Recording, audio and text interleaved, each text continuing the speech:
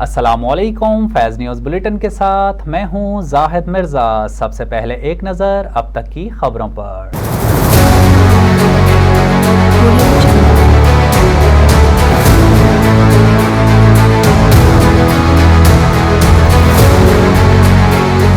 وزیر اعظم شہباز شریف کی زیر صدارت ہونے والے وفاقی کابینہ کے خصوصی بجٹ اجلاس میں سرکاری ملازمین کی تنخواہوں میں 35% تک ایڈ ہاک اضافے کی منظوری دے دی۔ وفاقی کابینہ کے اجلاس میں آئندہ مالی سال کے بجٹ کی منظوری دی گئی اور سرکاری ملازمین کی تنخواہوں اور پینشنز میں اضافے کا بھی حتمی فیصلہ کیا گیا۔ وزارت خزانہ کے حکام نے کابینہ کو بجٹ لے آؤٹ پر بریفنگ دی اور ذرائع کا بتانا ہے کہ وزارت خزانہ نے سرکاری ملازمین کی تنخواہوں اور پینشن میں 20% ایڈ ہاک ریلیف کی تجویز پیش کی۔ وفاقی کابینہ کے اجلاس میں وزارت خزانہ کی تجویز پر بحث کے بعد سرکاری ملازمین کی تنخواہوں اور پینشن میں 35% تک ایڈ ہاک اضافے کی منظوری دے دی۔ وفاقی بجٹ 2023-24 کا مجموعی حجم 144 خرب 60 ارب مختص جبکہ خسارہ 75 خرب 73 ارب ہوگا۔ وزیر خزانہ اسحاق ڈار نے بجٹ تجاویز ایوان میں پیش کی۔ بجٹ دستاویز کے مطابق وفاقی بجٹ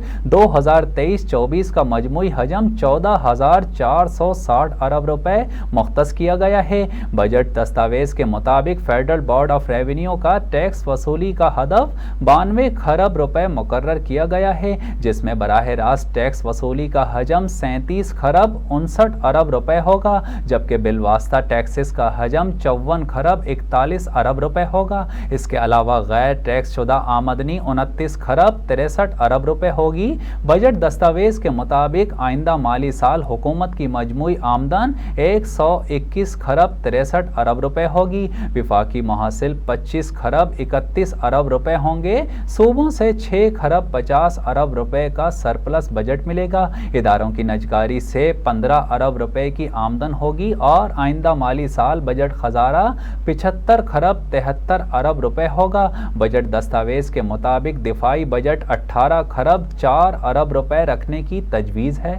خبر شامل کرتے ہیں اور آپ کو بتائیں، وزیر اعظم شہباز شریف نے کہا ہے کہ عالمی مالیاتی فنڈ کی مینیجنگ ڈائریکٹر سے 1 گھنٹہ ٹیلی فون پر گفتگو کی۔ کوئی ایسی چیز باقی نہیں جو IMF معاہدے میں رکاوٹ بن جائے۔ کابینہ اجلاس سے خطاب میں شہباز شریف کا کہنا تھا کہ سیلاب نے معیشت کو بے پناہ نقصان پہنچایا۔ 30 ارب ڈالر کا معاشی نقصان ہوا۔ عالمی کساد بازاری سے پاکستان کو اربوں ڈالرز اشیاء کی مد میں زیادہ دینے پڑے۔ انہوں نے مزید کہا کہ ہم دوبارہ IMF کے ساتھ سر جوڑ کر بیٹھے ہیں۔ ان کی شرائط کو منوعن تسلیم کر لیا گیا ہے اور پوری طرح عمل درآمد بھی کیا ہے، لیکن ابھی تک اسٹاف لیول معاہدے پر دستخط نہیں ہو سکے۔ ان کا کہنا تھا کہ بہرحال امید کی جانی چاہیے اسی ماہ IMF کا 9واں ریویو بھی مکمل ہوگا۔ IMF MD سے 1 گھنٹہ ٹیلی فون پر گفتگو کی۔ کوئی ایسی چیز باقی نہیں جو IMF معاہدے میں رکاوٹ بن جائے۔ امید کرتے ہیں کہ IMF معاہدے کی منظوری دی جانے گی۔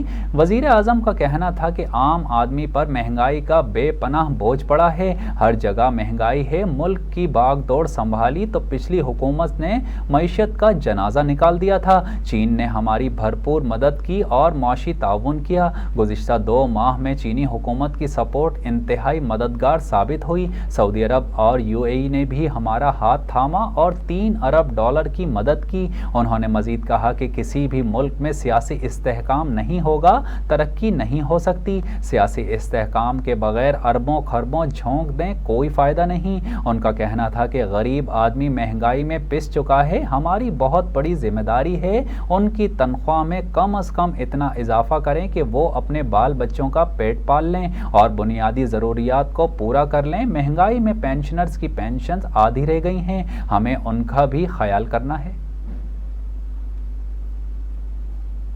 وفاقی حکومت نے مالی سال 2023-24 کے بجٹ کے K4 منصوبے کے لیے خطیر رقم مختص کر دی۔ وفاقی کابینہ سے منظوری کے بعد وزیر خزانہ اسحاق ڈار نے قومی اسمبلی میں مالی سال 2023-24 کا بجٹ پیش کیا۔ بجٹ دستاویز کے مطابق وفاقی حکومت نے کراچی میں پینے کے پانی کی فراہمی کو بہتر بنانے کے لیے گریٹر واٹر سپلائی اسکیم کے لیے بھی رقم مختص کی ہے۔ بجٹ دستاویز میں بتایا گیا ہے کہ K4 greater water water supply scheme کے لیے 17 ارب 50 کروڑ روپے کی رقم مہیا کی جائے گی۔ خیال رہے کہ گزشتہ دنوں وزیر اعظم شہباز شریف نے کراچی کا دورہ کیا تھا اور پانی کے منصوبے K4 کا سنگ بنیاد بھی رکھا تھا۔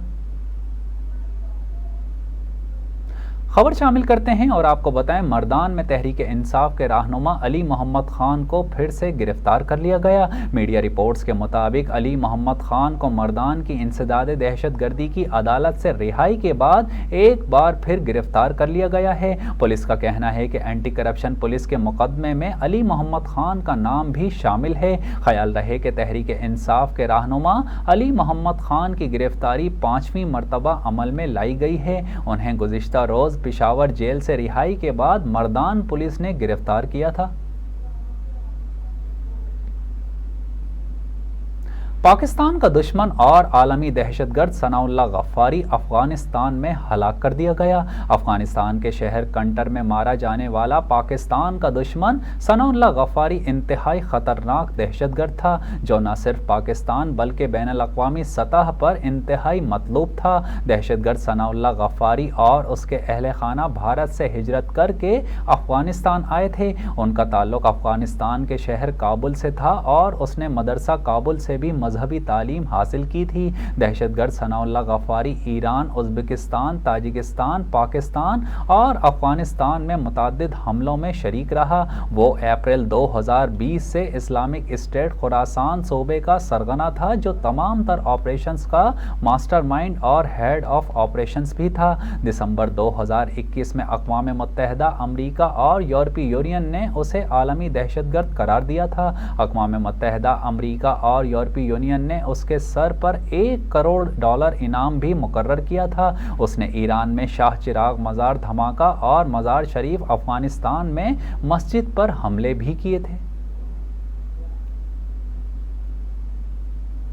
خبر شامل کرتے ہیں اور آپ کو بتائیں، ممبئی میں میرا روڈ سڑک پر واقع اپارٹمنٹ میں ہونے والے قتل کی تحقیقات کے دوران اہم انکشاف ہوا، جس کے مطابق ملزم نے ساتھی خاتون کے اعضاء کو ٹھکانے لگانے کے لیے گرینڈر کا استعمال کیا۔ بھارتی پولیس نے گزشتہ روز 56 سالہ منوج کو اپنی ساتھی سرسوتی وادیا کو قتل کرنے کے الزام میں گرفتار کیا تھا۔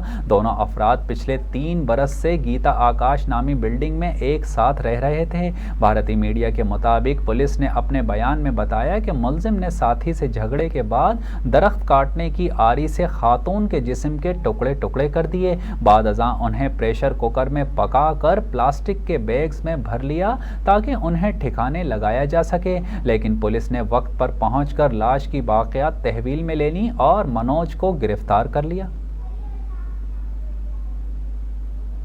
پاکستانی روپے کے مقابلے میں امریکی ڈالر انٹر بینک میں آج بھی مہنگا ہو گیا۔ آج کاروبار کے دوران انٹر بینک میں ڈالر 12 پیسے مہنگا ہو کر $286.93 پر بند ہوا، جبکہ اوپن مارکیٹ میں ڈالر $305 پر برقرار ہے۔ خیال رہے کہ گزشتہ روز ڈالر $286.81 پر بند ہوا تھا۔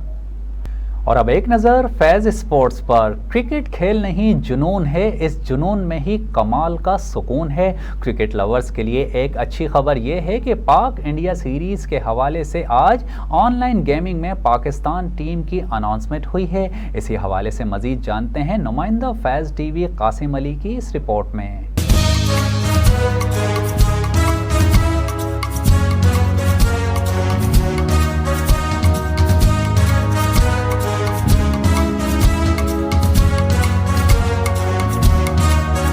ہے جوش جنو ہے اپنا یقین کہ جو تم میں ہے دم وہ کسی میں نہیں، چلو آگے بڑھو کہے پاک زمین کہ جو تم میں ہے دم وہ کسی میں نہیں، چلو آگے بڑھو کہے پاک زمین۔ ہے جوش جنو ہے اپنا یقین کہ جو تم میں ہے دم وہ کسی میں نہیں، چلو آگے بڑھو کہے پاک زمین کہ جو تم میں ختم وہ کسی میں۔ آن لائن گیمنگ کا جو لیول عدنان بھائی لے گئے ہیں، now it's been a standard amazing یار۔ تو اسی چیز کو دیکھتے ہوئے ہی planned a tournament between India and Pakistan, اور جس میں 15 پلیئرز ہوں گے آن آئدر سائڈ، तो प्लेयर सेलेक्ट करने की जो रिस्पॉन्सिबिलिटी थी अदनान भाई ने मुझे दी, जो कि बड़ी डिफ़िकल्ट जॉब थी। तफसीलात के मुताबिक टूर्नामेंट का बाकायदा आगाज़ 12 जून 2023 से होगा, जिसमें 3 1P के मैचेस, 3 T10 और T20 मैचेस खेले जाएंगे, जिसमें विनिंग प्राइस 5 लाख रुपए जबकि रनर अप प्राइस 1 लाख रुपए रखा जाएगा, जिसके ऑर्गेनाइज़र अदनान अली और चीफ सेलेक्टर तैमूर हसन हैं, जिन्होंने टीम सेलेक्ट की, जिनमें इनाम राजा captain, Bilal Haider vice captain, Zeeshan Munir, Shayan, Danish Sheikh, Abdullah, Shahzeb, Saif Khan, Taimur Hasan, Abdul Jabbar, फरमान आफरीदी, अली खान, ताहिर जट, राना शहजाद, अदनान अली और हमजा मेमन शामिल हैं। इस मौके पर टूर्नामेंट के ऑर्गेनाइज़र और एडमिन्स ने अपने तमाम स्पॉन्सर्स का तहे दिल से शुक्रिया भी अदा किया, जबकि टूर्नामेंट के ऑर्गेनाइज़र अदनान अली ने स्पॉन्सर्स के भरपूर ताउन और इसे कामयाब बनाने पर खुसूसी तौर पर शुक्रिया अदा करते हुए कहा कि आज़ादी कप के बाद ये दूसरा मेगा इवेंट है और इंशाअल्लाह ताला अगला आज़ादी कप भी पाकिस्तान में ना सिर्फ आएगा बल्कि ऑनलाइन गेमिंग के तमाम साबिका रिकॉर्ड्स भी तोड़ डालेगा। जबकि दूसरी जानिब भारतीय कैप्टन नीरज वर्मा ने कहा है कि अदनान अली हमेशा से ही मेगा इवेंट्स करवाते आए हैं और इस बार भी पाक इंडिया सीरीज़ हो रही है। उन्होंने मज़ीद कहा कि दोनों ही टीम्स काफ़ी मजबूत और टक्कर की हैं। हम उम्मीद करते हैं कि इस टूर्नामेंट में भी बहुत अच्छे मैचेस होंगे। फीफा की ताज़ा रैंकिंग में पाकिस्तान वीमन फुटबॉल की आलमी रैंकिंग में बेहतरी आ चुकी है। फीफा की जानिब से जारी ताज़ा रैंकिंग के मुताबिक वीमन फुटबॉल रैंकिंग में अमेरिका पहले, जर्मनी दूसरे और स्वीडन तीसरे नंबर पर हैं। ताज़ा रैंकिंग के मुताबिक Pakistan women football team 157वें position पर है, जबकि मार्च के 2023 में Pakistan women football team 161वीं position पर थी। ओलंपिक क्वालिफायर में शिरकत और एक मैच जीत कर पाकिस्तान के पॉइंट्स 944.58 हो गए हैं। ख्याल रहे कि पिछली रैंकिंग में पाकिस्तान वीमन फुटबॉल टीम के पॉइंट्स 918 थे। और अब एक नज़र फैज़ एंटरटेनमेंट पर। कुछ दर्दमंद गवाह थे, पहचान में वफा थे। एक सियासी रहनुमा के साथ साथ मारूफ anchor person doctor Aamir Liaquat को हमसे बिछड़े 1 बरस बीत गया। डॉक्टर आमिर लियाकत हुसैन वो शख्सियत थे जिन्होंने अपनी ज़िंदगी में काफ़ी उतार चढ़ाव देखे। आमिर लियाकत की निजी ज़िंदगी मुख्तलिफ तरीक़ों से उतार चढ़ाव का शिकार रही, क्योंकि उनकी तीनों शादियाँ ही नाकाम रहीं। आमिर लियाकत ने पहली शादी डॉक्टर बुशरा से की थी, जिनसे उनके 2 बच्चे हैं। तवील वक्त गुजारने के बाद दोनों मियाँ बीवी में तलाक हो गई, जिसके बाद आमिर लियाकत ने दूसरी शादी अदाकारा तोबा अनवर से की, जो उनसे उम्र में काफ़ी छोटी थीं, मगर ये शादी भी सिर्फ 4 साल ही चल सकी और फिर आमिर लियाकत ने बहावलपुर की 18 साल लड़की दानिया शाह से की थी, जिन्होंने चंद माह बाद ही खुला के लिए दरख्वास्त दायर कर दी। ख्याल रहे कि आमिर लियाकत वो शख्सियत हैं जिन्होंने अपनी तवील रमज़ान ट्रांसमिशन का ट्रेंड मुतारिफ करवाया था।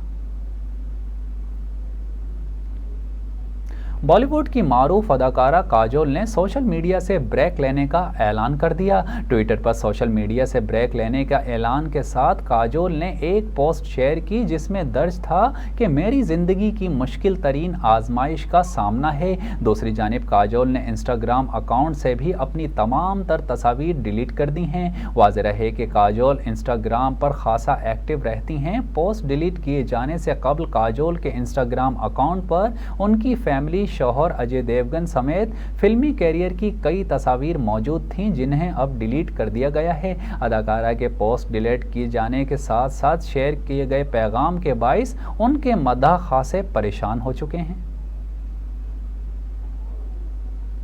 न्यूज़ बुलेटिन से फिल वक्त इतना ही। मज़ीद खबरों और अपडेट्स के लिए देखते रहिए फैज़ न्यूज़, हमारे साथ रहिए।